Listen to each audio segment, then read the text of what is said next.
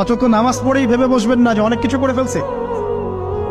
এক চিল্লা দিয়ে মনে করে ফেলবেন না যে দিনের জন্য অনেক কিছু করে ফেলছে।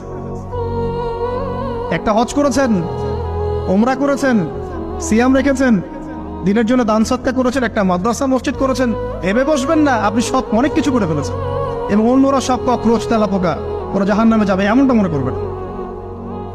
জানি না আমরা যে কার আমলের কতটুকু আল্লাহর কাছে কবুল হচ্ছে। তো এখানে এই ব্যক্তির সমস্যা ছিল এই, সে নিজের আমলটাকে অনেক ভারী মনে করছিল এবং সে স্টেটমেন্ট দিয়ে ফেললো যে তোকে আল্লাহ পাক মাফ করবে না। এই একটা কথা মন থেকে বলার কারণে তার ইহকাল পরকাল দুটা বরবাদ হয়ে গেল, সে জাহান্নামে চলে গেল। ঠিক আরেক ব্যক্তির ঘটনা আছে এমন, এগুলো সবগুলো রেফারেন্স আছে। এক ব্যক্তি প্রচুর ইবাদত করত, আল্লাহ পাক তার ইবাদত করার জন্যে পাহাড়ের চূড়ায় একটা সুন্দর ব্যবস্থাও করে দিয়েছিলেন। সেখানে ডালিম গাছ হতো, ঝর্ণা আসতো, খাবারের কোনো অভাব নাই। হাদিসে এসেছে 500 বছর সে ইবাদত করেছে। কত বছর?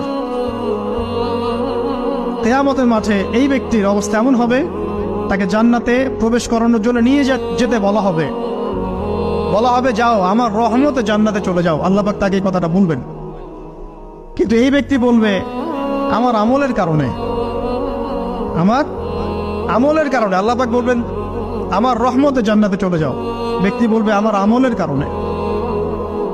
আল্লাহ রাব্বুল আলামিন তখন তাকে দেওয়া সমস্ত নেয়ামত গুলোকে এক পাল্লায় করবেন আর তার সমস্ত আমলকে আরেক পাল্লায় করবেন। তারপর দেখা যাবে আল্লাহর সমস্ত নেয়ামত তার একটা চোখের সমান হয় নাই। কথা কি বুঝতে পারছেন? একটা চোখের যে নেয়ামত আল্লাহ পাকের, সমস্ত আমল ও 500 বছরের ইবাদত এতটুকু হয়নি। তারপর তাকে বলা হবে ওকে জাহান্নামে নিয়ে যাও। এবার জাহান্নামে যাওয়ার সময় সে বলবে আল্লাহ তোমার রহমতে আমাকে মাফ করে দাও।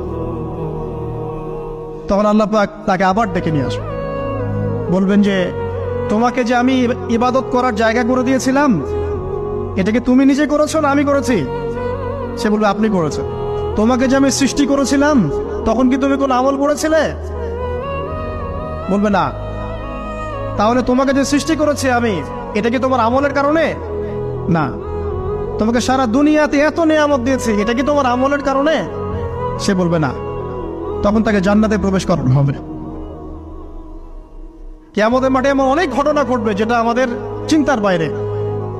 আরেকজন ব্যক্তিকে ডেকে আনা হবে, যে ব্যক্তি একটা দুটা নয় বরং 100